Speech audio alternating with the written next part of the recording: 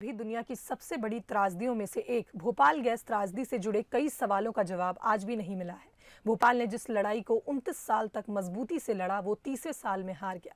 इस त्रासदी का जिम्मेदार वॉरेन एंडरसन दुनिया से रुखसत हो गया है और अधूरी छोड़ गया वो लड़ाई जिसे लड़ते लड़ते भोपाल थका नहीं, फिर भी हार गया।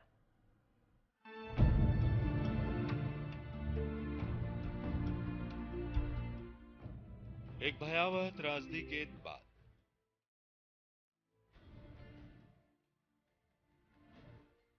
दर्द की दुनिया से हजारों किलोमीटर दूर फ्लोरिडा में वॉरेन एंडरसन की मौत हो गई।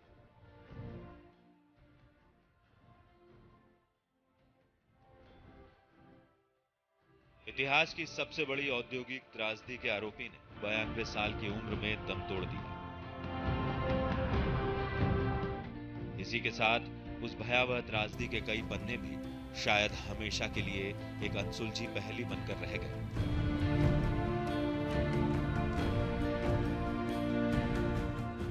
इस त्रासदी को भोगने वालों की पीड़ा खत्म होने का नाम नहीं ले रही। जो मारे गए उनकी गिनती तो फिर भी हो सकती है, लेकिन जो भोगते रहे और जिन्होंने इस त्रासदी के बाद विकृतियों के साथ जन्म लिया, उनकी गिनती कर पाना मुमकिन ही नहीं।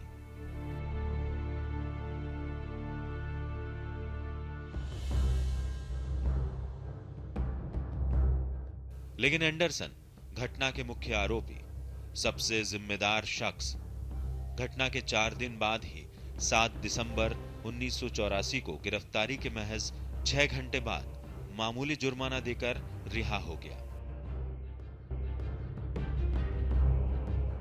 भोपाल गैस त्रासदी में हजारों लोगों की मौत का कारण बनी यूनियन कार्बाइड कंपनी का प्रमुख था वॉरेन एंडरसन।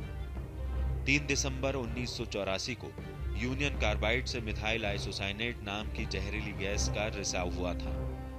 इसका उपयोग कीटनाशक बनाने के लिए किया जाता था और इस गैस ने इंसानों को भी कीड़े मकोड़ों की तरह अपना शिकार बना लिया।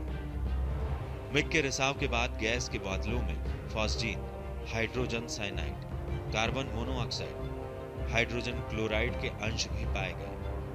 त्रासदी के बाद सरकार ने इस कारखाने में लोगों के घुसने पर रोक लगा दी थी और आज भी यह हादसा कई रहस्यों के घेरे में है। हादसे के कारण आरोपी की रिहाई, सरकार की भूमिका और पीड़ितों की अंतहीन लड़ाई और इंसाफ का इंतजार बदस्तूर कायम है। आधिकारिक जानकारी के मुताबिक भोपाल के लगभग 5,20,000 लोग इस जहरीली गैस का शिकार बने, जिनमें से 2,15,000 साल से कम उम्र के थे।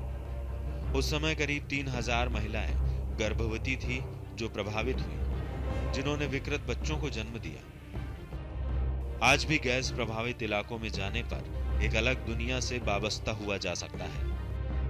बड़ी शर्म की बात है कि अमेरिकी सरकार ने उसे जो सुरक्षा प्रदान किया था, जो हिंदुस्तान भेजने से मना कर दिया सालों से, और हिंदुस्तान की सरकार ने उसे अदालत में लाने के लिए जो लापरवाही बरती है सालों से, तो इन दोनों सरकारों की वजह से दुनिया का ये जघन्यतम कॉरपोरेट अपराधी बगैर जेल गए, बगैर हथकड़ी लगे मर गया। तो ये होना नहीं चाहिए। हमें खुशी इस बात की है कि छुपा हुआ दबा हुआ उसने अपना दम तोड़ा। इतनी हिम्मत नहीं थी उसके पास में कि वो पीड़ितों के बीच में आता और कुछ न्याय करता, मगर न्याय आज हमारा हम मांग रहे हैं और मांगते रहेंगे। वॉरेन एंडरसन तो चले गए, मगर जो जिम्मेदार लोग हैं, अभी हमारा मुकदमा जारी है और जारी रहेगा जब तक सजाएं नहीं मिल जाती।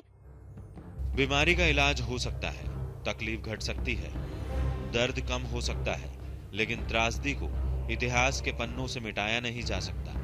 और अगर त्रासदी के जिम्मेदार को सजा न मिले, वो आसानी से निकल जाए, पीड़ितों को इंसाफ न मिले, लड़ना नियति बन जाए और न्याय की उम्मीद धुंधलाती जाए, तो फिर त्रासदी कभी खत्म नहीं होती।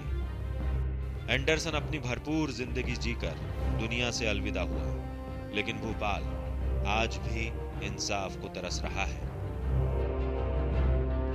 Bureau report, Bansal news. तो भोपाल गैस ट्रेजेडी को आज 36 साल हो गए हैं। बंसल न्यूज उन सभी मृतकों को श्रद्धांजलि देता है। चलिए इस बुलेटिन